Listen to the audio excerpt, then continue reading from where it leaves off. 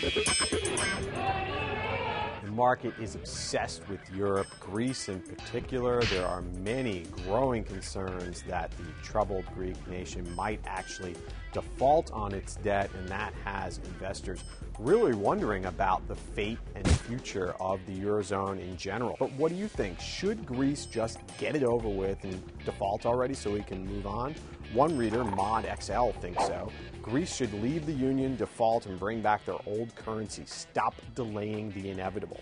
It is a point that people that I spoke to from my recent column on this topic did seem to share, that if Greece actually did default, as painful as that would be, we'd finally stop worrying about when Greece will default and can deal with the fact that they have defaulted.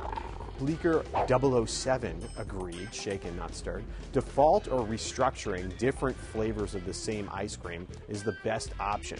The pigs simply gorged themselves on the cheaper capital they had access to due to being part of the euro, but didn't reform their economies to deal with 21st century realities.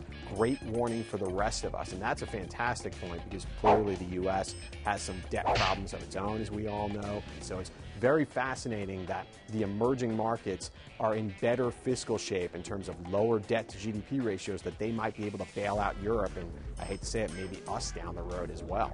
Another reader said that the whole euro experiment should be just dismantled. The euro was a bad idea from the beginning. It's like taking a divorced couple and forcing them to share the same bank account. I love the analogy. I made a similar one a couple of weeks ago when talking about the possible notion of euro bonds, and I think that's something that could help the Eurozone if you did actually have a shared debt structure in addition to a shared currency. Finally, though, at least one reader seems to think that the Greek drama is being overblown.